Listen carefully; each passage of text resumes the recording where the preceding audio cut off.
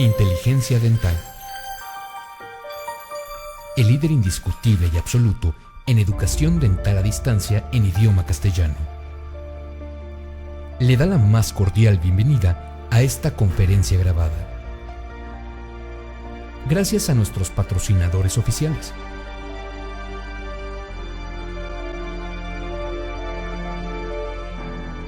Le ofrecemos siempre un amplio abanico de temas útiles y de actualidad, entregados con alta calidad, por excelentes conferencistas.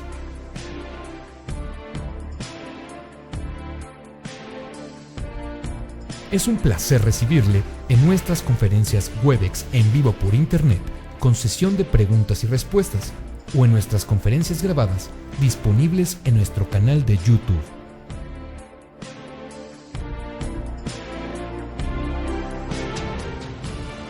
Sus sugerencias y comentarios son bienvenidos en promo@inteligenciadental.com. Por último, le invitamos a visitar nuestro website, en donde encontrará toda la información disponible: www.inteligenciadental.com. Que disfrute esta conferencia. Sean ustedes bienvenidos, bienvenidas a una conferencia más de la Facultad de Odontología de la UNAM.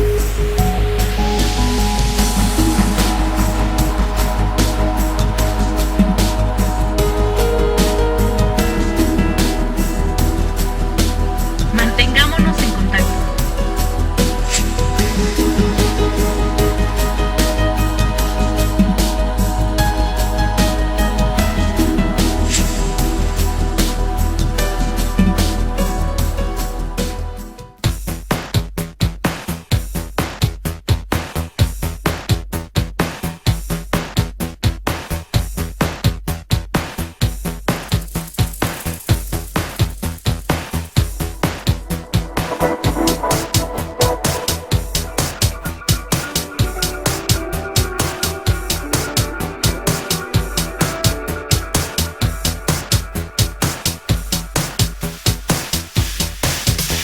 Héctor, muchas gracias y es un placer estar aquí con todos ustedes y el tratar este tema interesante y de mucha actualidad, que es las células madre, mitos y realidades. Nos acompañan en esta ocasión el doctor Juan Carlos López Noriega, que es cirujano dentista y cirujano oral y maxilofacial. Fue coordinador de la especialidad de cirugía maxilofacial del posgrado de la Facultad de Odontología del 2001 al 2009, es director científico de Store Acel, INDEC, y además es miembro de la American Association of Oral and Maxillofacial Surgery y actualmente secretario de la Comisión Científica del Consejo Mexicano de Cirugía Oral y Maxilofacial. Nos acompaña también el doctor Martín Tulio Santa Rita Escamilla. Él es médico ginecobstetra con una subespecialidad en medicina materno-fetal y perinatología, egresado de la NEP Iztacala de la UNAM y del Instituto Mexicano del Seguro Social del Hospital Luis Castelazo Ayala, y es responsable del programa de donación de sangre del cordón umbilical en América Sur. Y está también con nosotros Enrique Grajeda Núñez. Enrique tiene la maestría en biología molecular craneofacial en la Universidad del Sur de California, tiene una especialidad en ortodoncia también de la Universidad del Sur de California, hizo la licenciatura en la UNITEC obteniendo la mención honorífica. Vamos a dar inicio a este interesante foro de discusión y le daría la palabra al doctor Martín Tulio Santa Rita Escamilla. Por favor. Muchas gracias, buenos días, gracias por la invitación para participar en este foro y estar aquí en la Casa Magna de la Universidad Nacional Autónoma de México. Muchas gracias. Voy a hablarles de células madre de cordón umbilical. ¿Es una realidad o un engaño? Nada más para platicarles rápidamente sobre unos aspectos clínicos y la experiencia brevemente de lo que hemos hecho en el Hospital Médica Sur. Las células madre tienen como capacidad importantes autorrenovarse, reproducirse una a otra y poder renovarse en tejidos diferentes a los que están hechos. Y tenemos dos líneas importantes de estas células madre, una de ellas la hematopoyética y las mesenquimatosas.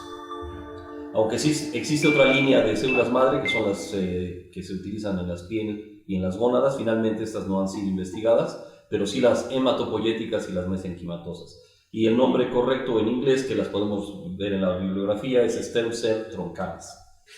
Vamos a ver la clasificación de las células, cómo son la fuente de células madre, qué investigaciones científicas se han realizado y si esto es una realidad o es un engaño. Entonces, la clasificación se clasifican en células madre, son aquellas que tienen la capacidad de multiplicarse indefinidamente en células especializadas. Un ejemplo, el mayor de estos es el blastocisto. Esta es una célula madre que tiene la capacidad de replicarse en sí misma. Hay células que también se llaman pluripotenciales, que son capaces de producir un tejido. Y existe, por ejemplo, un ejemplo muy claro que ustedes recordarán, los tumores, los teratomas del ovario, a pesar de que no hay una célula germinal en ella, la célula del teratoma es capaz de producir cabello, piel, grasa, porque es una célula pluripotencial. También hay células totipotenciales que pueden producir tejidos, incluyendo el embrión, siempre y cuando participe una información cromosómica. Las células multipotentes, que son en adultos, especialidades concretas, como puede ser la piel, las gónadas y la médula ósea. Y aquí resalto la médula ósea porque fue la primera fuente que se utilizó para manejar células totipotenciales o multipotenciales. Y las células unipotentes, que siguen solo una línea celular, como por ejemplo los linfocitos. ¿Cuáles son las principales fuentes de células madre? Las embrionarias, el blastocisto, las germinales, el ovario, las fetales, la sangre, el cordón umbilical, la placenta y el hígado. En estas encontramos células madre o células pluripotenciales. En el adulto, nuevamente, las células de la médula ósea, en la sangre, en el pulmón y en el hígado, nada más que estas no tienen la capacidad de ser preservadas. La investigación inició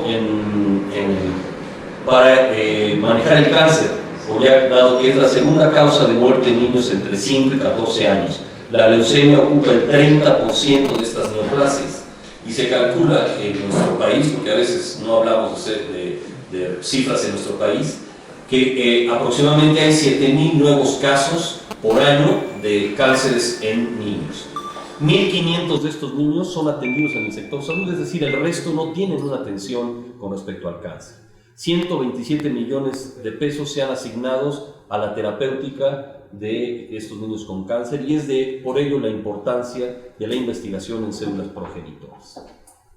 Rápidamente la historia, desde 1939 se ha trabajado con trasplantes endovenosos de médula ósea y radioterapia. Los brincos grandes es hasta 1998, donde hay un informe de Donaldson del Reino Unido que fundamenta las guías de utilización de las células madre. Es el primer informe donde se estatiza y se ponen las reglas claras de qué va a pasar con las células progenitoras.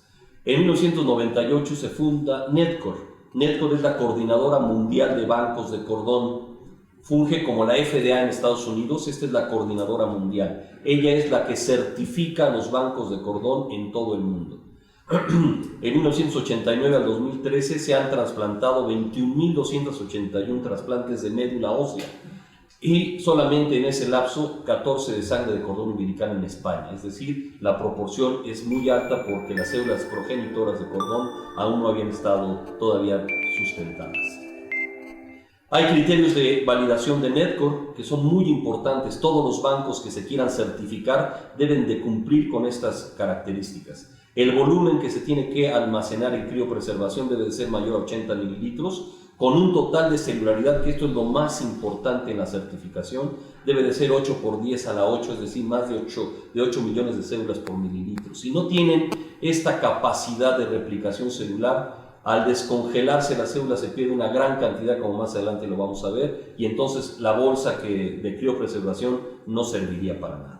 Se recupera aproximadamente después de la criopreservación un 60% de las células, es decir, se pierde el 40% de las células por el simple hecho de descongelarlas. Como todo sistema de transfusión entre humanos, requiere de una aplicación de criterios para evitar enfermedades de transmisión sexual, como ustedes sabrán, de VIH-Sida, hepatitis C y B y todas las demás.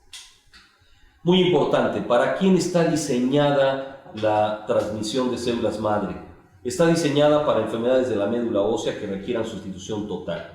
Y es muy importante que sepan que no es la primer línea de tratamiento para bebés o niños que tengan leucemia. Es la segunda línea. La primera línea sigue siendo un trasplante de médula ósea. Aquí está un listado de neoplasias que son sujetas de ser tratadas con células madre, la leucemia mieloide crónica, las leucemias agudas y por supuesto algunas enfermedades hematopoyéticas que son raras en la población, pero que sin embargo existen, como las beta-talasemias y la osteopetrosis.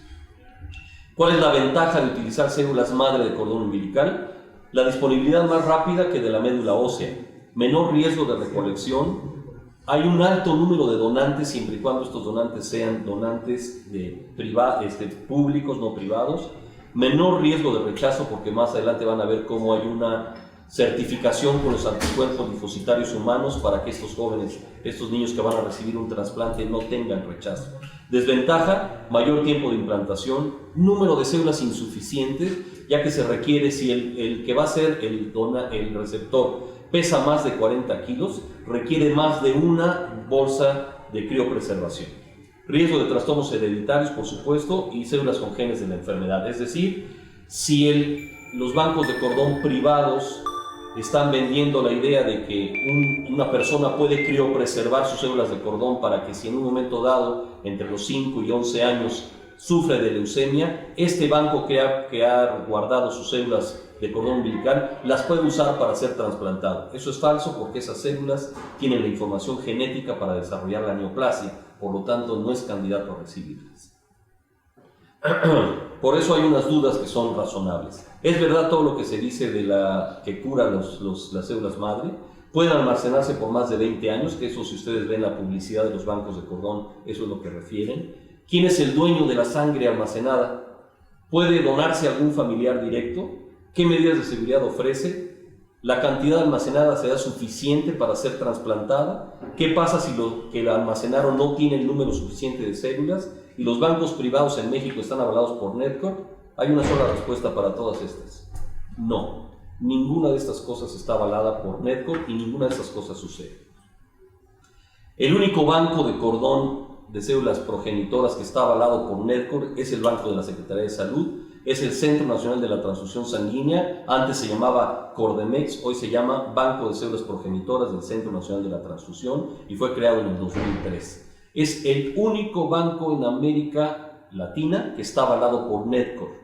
Solo hay otro banco en Nueva York que está avalado por NEDCOR. Todos los demás bancos de cordón que hay en el medio privado podrán estar avalados por alguna otra institución, pero por el único rector que es NEDCOR, el único que está avalado es el de la Secretaría de Salud. Actualmente tiene más de 1.245 unidades recolectadas y se han trasplantado 115 unidades trasplantadas hasta enero del 2014. No está demostrado que luego de cierto número de años, la criopreservación a menos de 180 grados Celsius en nitrógeno líquido, las células madres sean viables.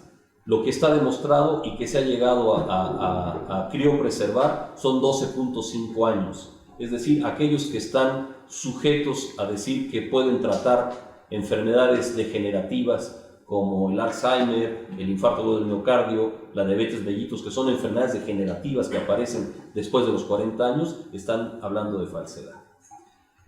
Fíjense, un dato. El Banco de Cordón Europeo privado, con más de 12.000 muestras que está en España, almacenadas, ha utilizado solo en más de casi ya 15 años, solo ha utilizado 2 muestras, de 12.000 muestras privadas, estoy hablando de bancos privados. La probabilidad de usar las propias células de cordón es menor a 0.0005% en los primeros 20 años de vida, es decir, una en 200.000 a 400.000 posibilidades. Cuando es un banco donado, se puede contar con un donador relacionado hasta en un 60-80%, es decir, NEDCOR también se encarga, con todos los bancos que están auspiciados por ellos, decir, a ver, hay un hijo de una madre mexicana casada con un holandés en Holanda que tiene leucemia. A ver, vamos a ver si aquí en México hay una muestra de sangre de cordón donado que tenga compatibilidad con HLA, anticuerpos linfocitarios humanos, y si es así, esa sangre puede ser enviada a Holanda para que este niño sea tratado de su leucemia. Estos anticuerpos, cuando son bancos donados de sangre, puede ser hasta el 95% de los casos. Algo muy importante, el tratamiento es solo para enfermedades hematopoyéticas. En este momento no existe todavía ningún manejo para células de otro tipo que no sean hematopoyéticas. Los gastos de estos bancos de cordón son altísimos.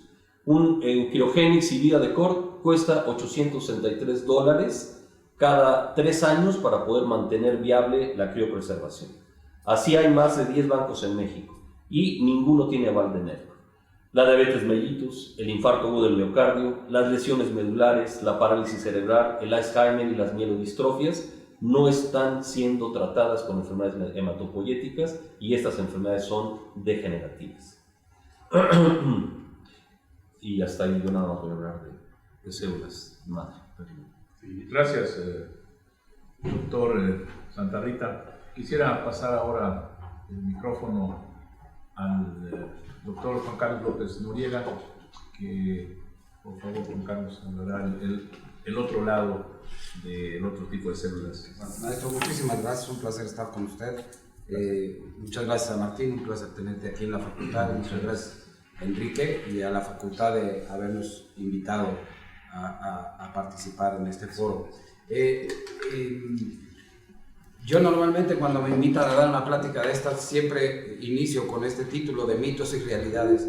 Es muy importante establecer la verdad y es muy importante establecer, uno, que a partir de este artículo de Grontos, un bioquímico, biólogo dedicado a la bioquímica cardiovascular en la Universidad de Adelaide en Australia, él es el primero en reportar las células multipotenciales no diferenciadas o mesenquimales de la pulpa dental, y a partir de ahí surge una gran cantidad de mitos y de realidades acerca de estas células mesenquimales. Estas células mesenquimales no solo pueden ser obtenidas de los dientes, pueden ser obtenidas de la grasa, pueden ser obtenidas del mismo cordón umbilical, pueden ser obtenidas de todos los órganos que guardan un nicho de células madre. Pero como decía Martín, es diferente entrar al páncreas o entrar al hígado para tratar de aislar células pluripotenciales o multipotenciales que obtenerlas de la grasa de los dientes o de los mismos cordones umbilicales. La primera realidad acerca de estas células mesenquimales de los dientes y cualquier mesenquimal es que no van a suplantar a las células hematopoyéticas. Son células completamente diferentes, con funciones completamente diferentes, con antecedentes de donde provienen embriológicamente diferentes y por lo tanto su función terapéutica es absolutamente diferente. La tendencia actual, que esta es una realidad, si uno puede revisar las estadísticas del National Institute of Health o la FDA a través de una página muy interesante que ellos publican y está abierta al público, que es clinicaltrials.gov, ahí uno puede revisar cuál es el estatus de todos los proyectos que se están realizando con célula mesenquimal hematopoyética, célula mesenquimal dental, célula mesenquimal de grasa, célula mesenquimal de la médula ósea, etc. Y puede uno darse cuenta que la tendencia, como uno lo ve y entendiendo la biología de todas estas células, es que las células van a trabajar juntas. Es decir, todos estos trasplantes de los que hablaba Martín, que desde luego la primera línea de tratamiento siempre son los trasplantes de médula ósea, van a trabajar en conjunto porque así trabajan en la médula ósea, es decir, la célula mesenquimal le da un sustento muy importante en la médula ósea al nicho de la célula hematopoyética para que esta célula hematopoyética prolifere. Y tenemos un ejemplo clarísimo en la medicina actual y en los países desarrollados, en donde muchos de los tratamientos que se dan para una enfermedad frecuente que Martín debe conocer bien, que es graft versus host disease, es la enfermedad del injerto contrahospedero, en donde el tipo 3 y el tipo 4 son necesariamente mortales por la reacción tan brutal que hay. Se están utilizando desde luego esteroides y todo tipo de inmunosupresores. En la actualidad, en muchos países en el mundo, no muchos, 4 o 5 países en el mundo, están utilizando la célula mesenquimal previamente a la infusión de la célula hematopoyética y posterior a la célula hematopoyética. ¿Por qué? Porque, como vamos a ver más adelante, existe una función inmunomoduladora probada de esta célula mesenquimal. Nosotros somos un equipo que no somos un banco exclusivamente, somos un laboratorio de investigación que es de innovaciones y desarrollo en biotecnología celular. Nos avala un permiso dado por la COFEPRIS en 2012, en donde nos autorizan disposición de órganos, tejidos y células con fines de trasplante en la modalidad de banco de células progenitoras. Esto nos abre un amplio campo de trabajo. Realidad: nosotros nunca ofrecimos ni vamos a ofrecer ninguna terapia. Yo no soy cardiólogo, no soy neurocirujano, no soy ortopedista. La única realidad que nosotros pretendemos es que prosiga la investigación con este tipo de células, porque eso es necesario en México, y no necesariamente importar la investigación y los resultados a veces falseados de países como los países orientales, o necesariamente utilizar los resultados de los Estados Unidos. Hay que hacer investigación en México, y para hacer investigación en México necesariamente se necesita de instancias conjuntas. Indebio cuenta actualmente con un convenio de investigación con el área del Instituto de Investigaciones Biomédicas de la UNAM.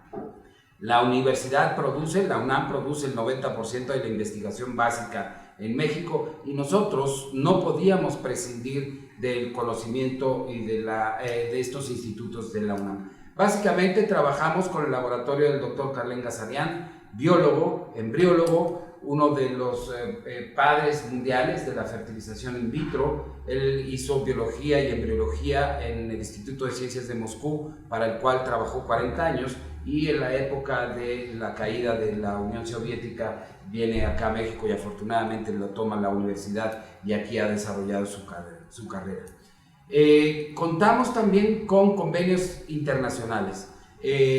Pretendemos, como su nombre lo dice ahí, generar neuronas humanas y cardiomiocitos humanos a partir de células troncales dentales, o a partir de células progenitoras, o a partir de células madre, como quieran ustedes denominarlas, no para ofrecer tratamientos a los pacientes infartados ni a los pacientes por enfermedades neurológicas, para ofrecer investigación en el desarrollo de nuevas drogas para el uso de células humanas y no probar estas drogas en células animales, para establecer diagnósticos genéticos que es viable realizarlo, y con la tendencia hacia donde va todo el mundo de realizar en un futuro medicina regenerativa. Repito, no es pretensión de Indebioc generar estas estas terapias, porque no somos multiespecialistas, estamos poniendo un granito más a la investigación en estas células. Trabajamos este tipo de desarrollo con el Max Delbruck Center for Molecular Medicine en Alemania, y dirigidos por el Dr. Michael Bader, que es experto en el desarrollo de cardiomiocitos, y del lado mexicano por Indebioc lo lidera el Dr. Gazarian, con quien ya hemos desarrollado neuronas a partir de células dentales.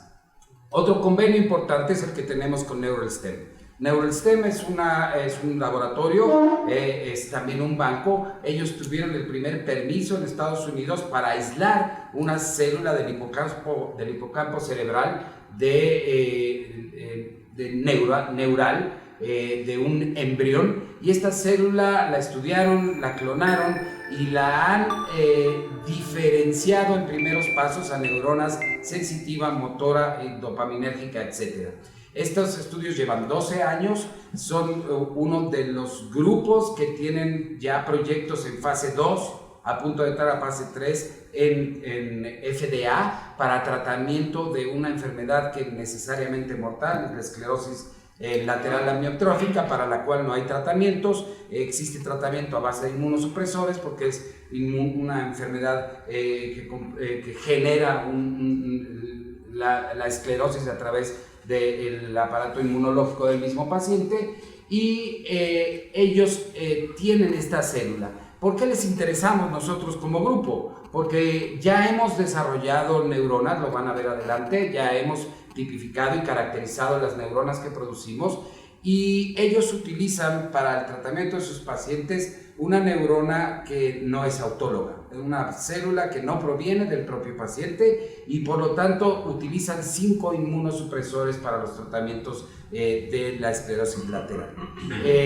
Lo increíble es que aún con estos 5 inmunosupresores, Martín entenderá perfectamente que tratar 5 inmunosupresores en un paciente es un riesgo muy importante, en donde el paciente tiene que estar aislado un tiempo muy importante de su vida. No es que tome usen los inmunosupresores por el tiempo en que va a recibir el trasplante de células, sino que es de por vida que requieren los inmunosupresores. Entonces estos pacientes pueden morir por una infección odontogénica, por una apendicitis, por una infección intestinal, por una gripe. ¿Por qué? Porque tienen deprimido todo el sistema inmunológico. Les interesamos porque nosotros hemos generado a partir de células del propio paciente neuronas dopaminérgicas, como van a ver más adelante. Tenemos trabajos con CONACYT, valorados y evaluados por CONACYT, Indebioc, UNAM, a través del laboratorio del Dr. Gazarian, en donde hemos iniciado una primera fase de regeneración periodontal mediante el uso de células troncales mesenquimales, obtenidas del ligamento periodontal de terceros molares y trasplantadas en mini-PICS. Este es el número del proyecto de CONACYT. No me voy a detener en todas estas cuestiones de tipo administrativa, pero todo lo que estamos haciendo lo estamos haciendo con el aval de COFEPRIS, de CONACYT y bajo las normas legales y de ambos, COFEPRIS y CONACYT. Esto está generó un artículo del cual no puedo detenerme a hablar, pero en donde participamos gente de la Facultad de Odontología, gente de Indebioc, gente del Laboratorio de Investigaciones Biomédicas en la UNAM, el doctor Carlos Hernández del Instituto Nacional de la Nutrición y coordinador de periodoncia. Yo no hago periodoncia, pero los resultados son extraordinariamente alentadores para la regeneración periodontal. Tenemos otro estudio que está desarrollando el doctor Gazarian con el Instituto de Neurología y Neurocirugía. El número del estudio está aquí, es el Salud CONACYT 2013-01-201-382, de generación de células neurales a partir de células de pulpa dental reprogramadas de pacientes con Alzheimer e investigación de cambios asociados con la enfermedad con fines exclusivamente de diagnósticos. Detestamos y soy un fiel seguidor de las filosofías del doctor Gazarian de hablar de curación de enfermedades. No es realidad. Se está en estudio, se está en investigación y, repito, pretendemos nosotros contribuir con este granito de arena. También tenemos con CONACYT en Indebioc por decidir si este programa es aprobado o no, un método de aislamiento y diferenciación de células troncales de origen dental a células beta-pancreáticas. ¿Qué sucedió con estas células que en algún momento logramos formar agregados como si fueran islotes de beta-pancreáticas, de células alfa, de células de complemento total del islote? Ahorita vamos a ver qué sucedió con ellas. Para que yo pueda decir de un paciente aislé células de la pulpa, del ligamento, del periápice, y decir estas son células mesenquimales. Ojo, no necesariamente estamos hablando de troncales. Para hablar de troncalidad se necesita haber demostrado histológicamente o inmunohistoquímicamente que la célula tiene marcadores de troncalidades puros.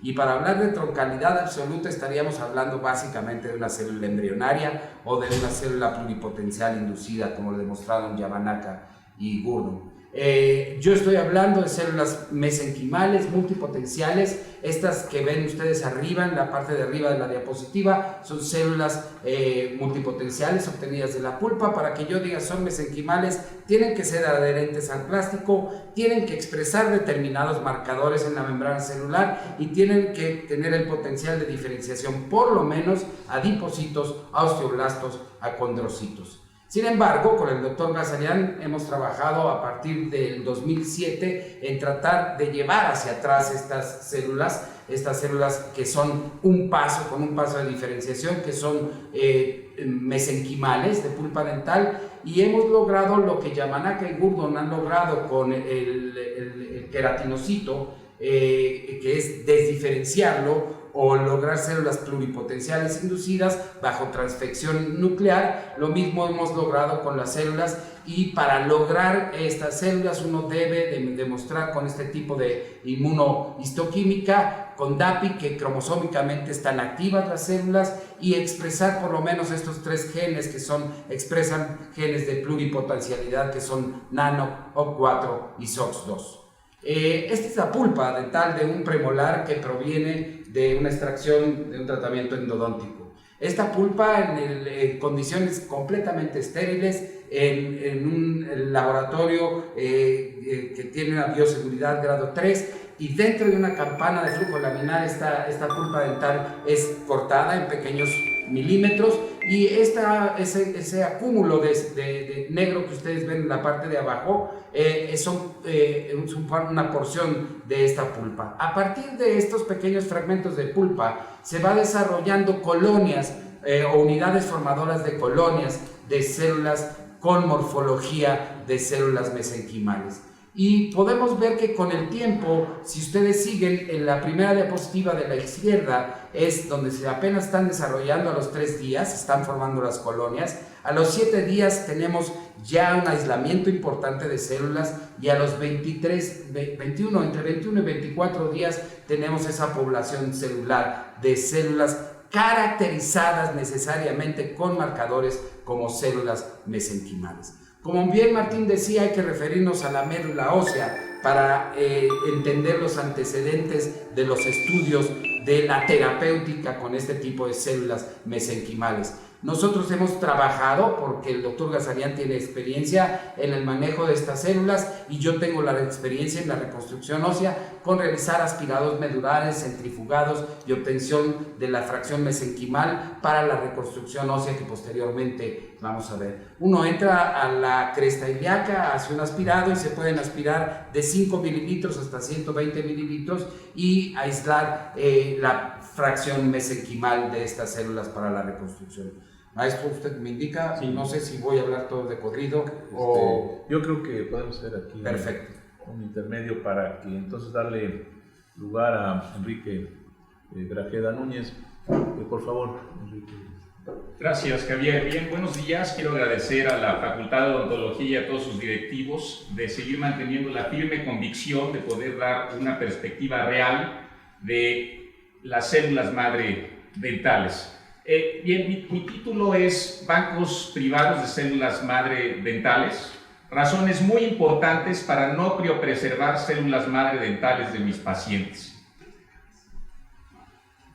Lo primero que me gustaría decirles es que no trabajo para ningún banco, no tengo interés económico en ningún banco y no soy pagado por ningún banco. Entonces, lo que les puedo dar es una información totalmente imparcial y con una información verídica y real de estos bancos. Quiero decirles que no tengo nada en contra de la investigación de las células madre dentales. Es evidente y es real esta investigación a nivel de ciencia básica que está realizándose. Sabemos que estas células son derivadas de la cresta neural y que tienen una capacidad de diferenciación en una gran cantidad de tejidos. Concuerdo con todos estos científicos, la evidencia está escrita y está presente. Lo que no concuerdo es con los odontólogos que hablan y toman esta información para poder manipular con estos bancos privados de células madre dentales. La primera razón, podría decir, es una razón científica. ¿Qué es lo que se necesita para que estas células madre dentales se puedan llegar a diferenciar en células nerviosas o células óseas? Bueno, necesitamos principalmente 4 factores fundamentales, que son los genes, el ADN, los factores de transcripción, los factores de crecimiento y las proteínas. Si nosotros recordamos nuestra inmunología básica y genética básica, sabemos que a partir del DNA se expresan los genes, ese DNA se transcribe en RNA y ese RNA genera proteínas que a su vez ejercen cierta función sobre otras células. ¿Cuántos genes regulan las células madre? Conocemos muy pocos. Prácticamente son los genes HOMBOX, entre los cuales se encuentran el COX, el MSX o el DLX. Sin embargo, de alguna manera, de esas 3.000 millones de subunidades de DNA que hacen al genoma humano, 1% conocemos codifica proteínas, el 25% de sus genes y sus elementos regulatorios, y el 74% de ese genoma humano todavía está en discusión para realmente saber cuál es su función. ¿Qué son los factores de transcripción? Bueno, los factores de transcripción es muy sencillo, es una proteína que participa en la regulación de la transcripción del ADN y permite que al momento de pegarse en cierta zona del ADN, pueda expresarse una proteína. ¿Cuántos factores de transcripción se conocen? Muy pocos. Muy pocos son los que se conocen, están involucrados en lo que vienen siendo las células madre. ¿Qué es un factor de crecimiento? De la misma manera, al igual que un factor de transcripción, son péptidos que transmiten señales entre células modulando su actividad. Estos no actúan de forma individual, también actúan de forma colectiva y también pueden inhibir el uno al otro o de forma sinergística. Quiero mostrarles nada más la complejidad de los factores de transcripción y de los factores de crecimiento, como por ejemplo un factor de crecimiento, como pudiera ser el EGF, se puede ver involucrado en enfermedades como asma, pero al mismo tiempo se ve involucrado en procesos de diferenciación y de crecimiento de lo que viene siendo todas las vías aéreas. Supongamos que conocemos los factores de crecimiento y los factores de transcripción y que sabemos ya las proteínas que son los que desarrollan, por ejemplo, un diente. Estas son las proteínas que se ven involucradas en la formación de un diente, en el esmalte, dentina, cemento y hueso. Y que podríamos nosotros jugar con estas proteínas para generar el esmalte o un diente. Este es un estudio publicado en el año de 2002, donde lo que hacen es que adicionan estas proteínas de forma diferente, en diferente orden, y se dan cuenta que al momento de adicionar estas proteínas, los cristales, por ejemplo, del esmalte se forman de forma completamente distinta. Entonces no es tan sencillo el pretender hablar de utilizar alguna terapia o vender a través de estos bancos un tipo de uso de estas células madre dentales cuando prácticamente no sabemos ni siquiera utilizar el pequeño bote y pretendemos ser el capitán de un crucero. Entonces, establecer un tratamiento o terapia médica comercial para curar una enfermedad o padecimiento sin conocer en su totalidad la evidencia científica para realizarlo, creo que es totalmente un acto irresponsable, de ignorancia y carente de toda ética. Hasta aquí todos los bancos de células madre dentales dicen sí, estamos totalmente de acuerdo. Pero la noble labor de los bancos privados es otorgar un servicio único en México, ofreciendo la oportunidad para aquellos pacientes o familiares interesados en la medicina regenerativa de poder guardar estas células y utilizarlas en caso de ser necesario, teniendo la posibilidad de contar con un seguro biológico en un futuro. Vamos a hablar un poco de la criopreservación de células madre dentales. Basta con entrar a PubMed. Hay una gran cantidad de artículos de criopreservación para poder identificar y saber realmente cómo funcionan estas células. Dentro de los principales puntos que les puedo decir es, no existe un consenso sobre el método ideal para criopreservarlas. Continúa sin existir un protocolo o guía que dé certidumbre a las células guardadas por el banco.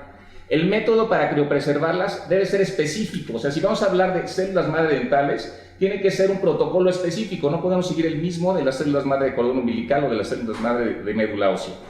El medio usado para criopreservarlas no está bien establecido y algunos causan citotoxicidad, es decir, que nosotros queremos utilizar esas células después, al momento de aplicarlas nos tenemos que preocupar después que esas células no vayan a causar citotoxicidad en el tratamiento. Existen altas probabilidades de contaminación cruzada o de efectos adversos por el tipo de medio o suero utilizado para su preservación. Y no existe un organismo nacional o internacional que haya certificado el proceso de criopreservación de células madre dentales. Y lo más importante de todo, hasta ahora no existe literatura reportada que indique que las características de estas células puedan mantenerse durante periodos de tiempo muy largos de tiempo, o sea, no más de 5 años. Este es, por ejemplo, parte de la bibliografía, hay una gran cantidad de artículos, más de 100, 150 artículos, basta con entrar a PubMed para poder identificarlo. Y este es el soporte científico que los bancos privados de células madre otorgan. Ellos argumentan que hasta 20 años pueden guardar esas células madre dentales. Estas son las 4 referencias bibliográficas que toman de apoyo para poder vender y poder comercializar estos bancos. La primera referencia es una página web de una compañía que otorga vende células de todo tipo para poder hacer investigación. El segundo es un estudio comparativo de 2 métodos de criopreservación, el tercero de la misma manera, y el cuarto, que es con el que basan toda su evidencia científica para vender 20 años de criopreservación, es un estudio a no más de 6 meses. Si no duran más de 5 años, entonces, ¿por qué ofrecer paquetes de 10 a 20 años como lo ofrecen estos dos bancos de células madre dentales? Entonces, no es seguro criopreservar células madre dentales por más de 5 años. El banco las guarda de por vida para curar un padecimiento futuro, pero la pregunta sería también, ¿un niño padecerá de Alzheimer, esclerosis múltiple, Parkinson o problemas cardíacos y vamos a criopreservar un diente temporal para guardarlo a largo plazo?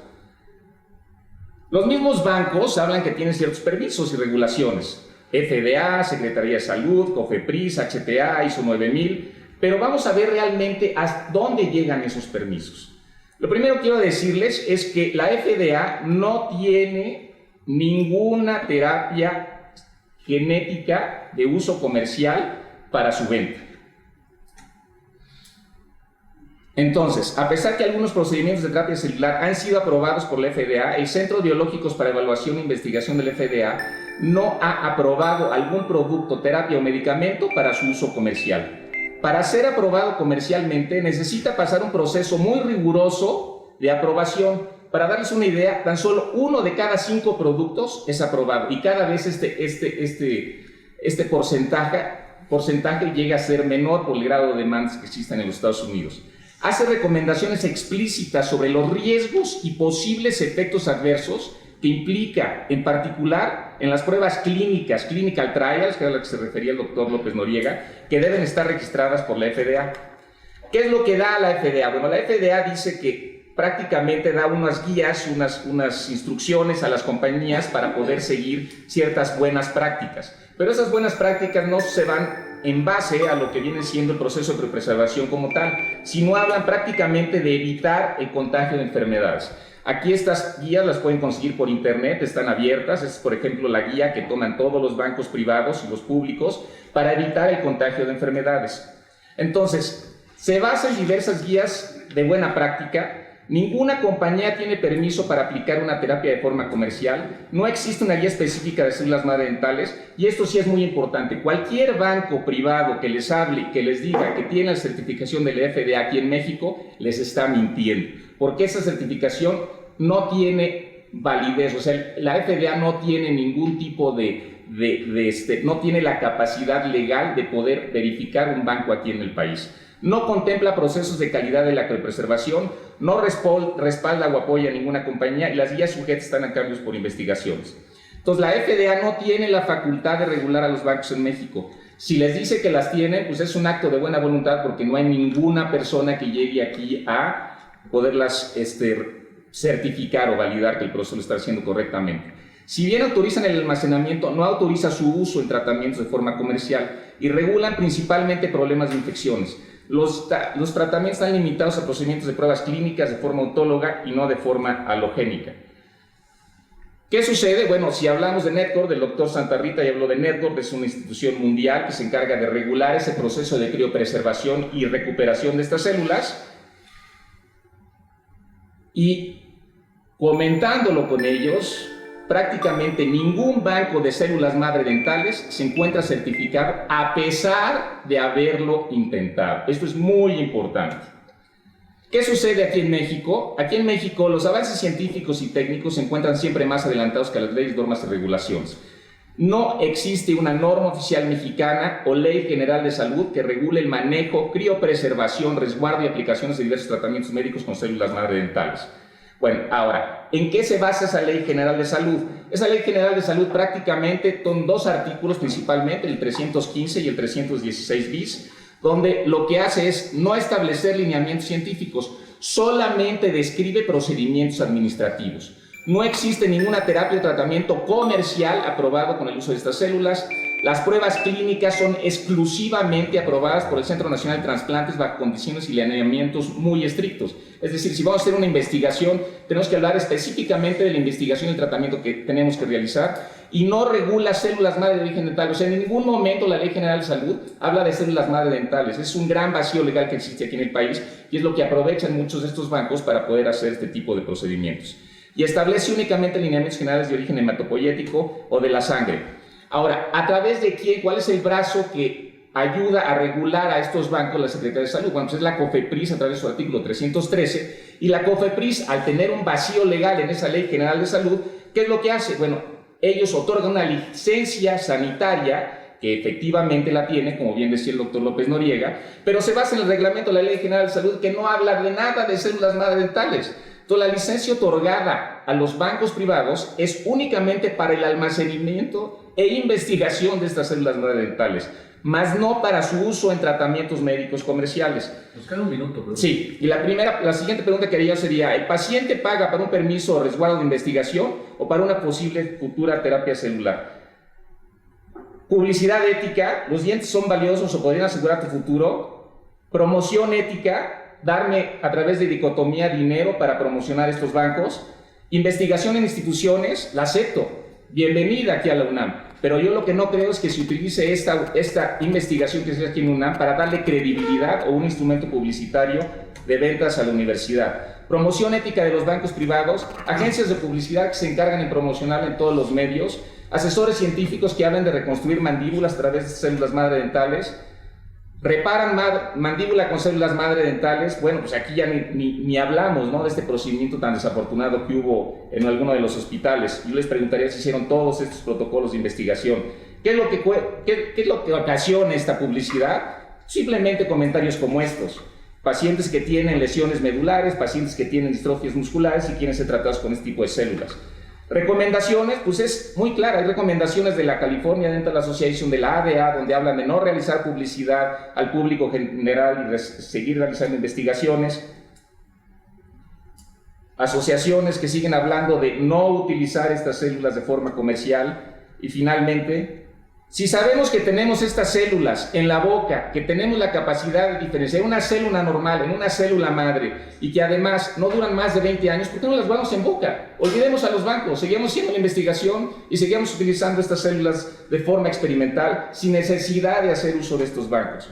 No soy el primero, nada más para cerrar aquí el punto, no soy el primero que habla de que estos bancos de células madre dentales no funcionan. Está, por ejemplo, aquí la doctora Clara Gorodetsky, que habla en este sentido, por ahora, este servicio de bancos privados de células madre dentales no son garantía de nada. Las células madre dentales están 100% en investigación.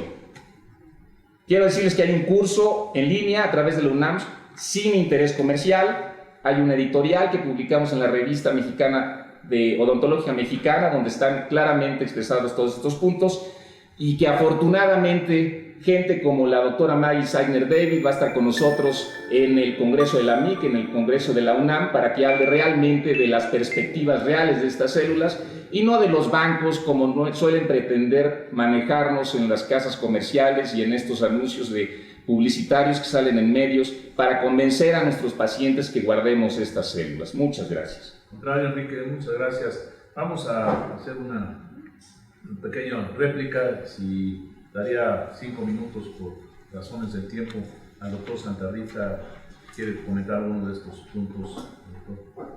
Gracias. Bueno, solamente agregar que la publicidad que se exhibe con los bancos de cordón, que es lo que yo puedo hablar de los bancos de cordón umbilical, está plagada de mentiras y les interesa mucho la cuestión económica. Nadie se atreve en estos folletos que podrían estar, no sé si los vean, pero estos folletos que distribuye, por ejemplo, Cordón Vital, lo primero que les interesa es: te voy a hacer $150 de descuento si me contratas, ¿no? No explica nada. Dicen que la publicidad es muy clara. La única oportunidad para recolectar esas células es durante el parto y te va a dar la oportunidad de tratarte sistemas degenerativos, umbilical, sistema inmunológico y degenerativos. O sea, se están atreviendo a decir cosas que no son ciertas. La única parte que yo puedo hablar, que son de las células hematopoyéticas de cordón umbilical, hasta el día de hoy no está avalado por ninguna institución como NEDCOR. Los bancos que existen en el país, no voy a hablar de los otros, pero del país, no existe ninguno de los 12 o 14 bancos que hay, privados, ninguno está avalado. Y por supuesto esta mentira de que son tratamientos degenerativos pues es totalmente falso. Voy a comentarles una anécdota. Por ejemplo, un paciente que tenía un mieloma múltiple. El papá de esta bebé que iba a nacer tenía mieloma múltiple.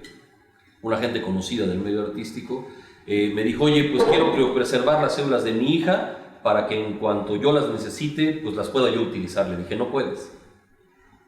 ¿Por qué no? Pues si son mías yo las voy a pagar. No, no son tuyas, son de tu hija, y mientras tu hija no tenga 18 años no puedes disponer. Es como si yo quisiera quitarle un riñón a un bebé para ponérmelo a mí, porque el bebé no tiene criterio para opinar. Eso no se puede hacer. O sea, no hay derecho de que yo le pueda quitar un órgano, aunque esté criopreservado, porque la ley no lo contempla. Gracias, doctor Santa Rita. Juan Carlos, algunos comentarios. Tengo algunas anotaciones, maestro. Primero, mencionar que desgraciadamente aparece mi foto ahí en la plática de Enrique, y creo que es importante entender que, si bien es interesante la defensa que le hace México, ni los pacientes mexicanos no necesitan paladines de la democracia ni defensores. Cada quien tiene su libre albedrío para decidir si guarda sus células o no las guarda. Quiero mencionarles que el banco que nosotros tenemos asociado a Indebioc, Storacel, tiene permiso de COFEPRIS. Nos audita la Comisión Nacional de Trasplantes, dirigida por un médico muy eminente de Médica Sur. Nos audita y damos un reporte mensual a la Comisión Nacional de transfusión, de la transfusión sanguínea, y los máximos seguimientos de criopreservación de estas células. Yo presenté el artículo de Grontos que se publica en el 2002, y para haber escrito ese artículo ellos trabajaron 4 años antes con estas células. Actualmente es de 18 años. Por eso es que esto no está publicado por razones de patentes, y el grupo de Grontos, Shai, Bartol, etcétera, Brandon C. Perry, que es el hombre que más experiencia tiene en congelación en mesenquimales, describen esta criopreservación de estas células en condiciones adecuadas. Ahora, para que yo criopreserve las células, yo, antes de expandir estas células, de hacerlas en millones, las pasamos por un sistema de PCR, de reacción de polimerasa en cadena, en donde estudiamos 2 cosas. 1, que la célula no tenga rastros de contaminación viral, bacteriana o de hongos. Hay un dolor de cabeza, te lo comento, Enrique, para los laboratorios, que puede generar contaminación cruzada, que es el micoplasma. Tenemos reacciones contra micoplasma de 10 tipos diferentes, y a mí me gusta irme tranquilo a dormir, y yo, cuando sé que esta reacción de PCR puede detectar partículas de 0.001 virales y de hongos, etc. Y cuando nosotros sabemos que no hay contaminación, seguimos a una segunda prueba de esa estabilidad genética. Una vez concluidas estas 2 pruebas, procedemos a la cultivación de estas células y a la expansión. Hay una instancia que es legal y es mundial, que es el Good Manufactured Tissue Practice. Que el Good Manufactured Tissue Practice sienta las bases para todos los laboratorios, para todos los bancos en el mundo, principalmente de mesenquimales, para el manejo de las células dentro de los bancos. Al ser auditados por COFEPRIS y al ser auditados por la Comisión Nacional de la Transfusión Sanguínea y de Trasplantes, nosotros cumplimos con todas estas normas de tipo legal. Quiero decirte, Enrique, que nuestro permiso tardó 4 años en salir, y había un detalle principal porque el permiso no salía, porque ellos, COFEPRIS, creían que nosotros ofrecíamos terapia. Repito, como cuando empecé la conversación con ustedes, nosotros somos un laboratorio de investigación, un banco que necesita de la investigación, del sustento científico de esta investigación, y que para su tranquilidad, esto requiere de muchísimo dinero. El objetivo principal y final de todo nuestro grupo científico, clínico, financiero, de nuestro comité de ética, de nuestro comité científico, es establecer un banco nacional o un banco institucional de células dentales. Si esto les da tranquilidad, es importante que lo sepan. Y por último, toda la publicidad de nuestro banco está avalada por COFEPRIS. Yo, cada vez que voy a hablar de algo que sucede con las células mesenquimales de la pulpa dental o del órgano dentario, siempre emito un escrito a COFEPRIS, COFEPRIS me regresa la resolución y si la puedo publicar, la publico, si la tengo que cambiar, la cambiamos hasta que la instancia legal se cumple al 100%. No hay ninguna forma ni manera de que yo le invente a mis pacientes o a los clientes del banco, porque uno de los clientes del banco es mi hijo y tengo que preservar las células de mi hijo y pagué lo que tenía que pagarse. ¿Por qué se paga en un banco?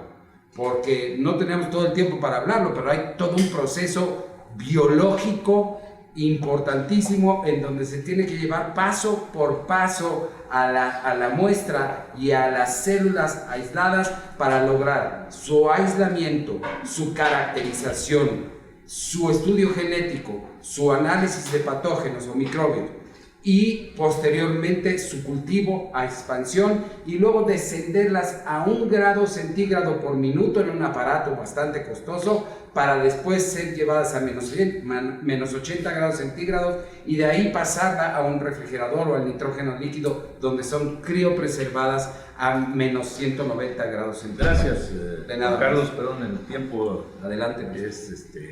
tenemos que cumplir.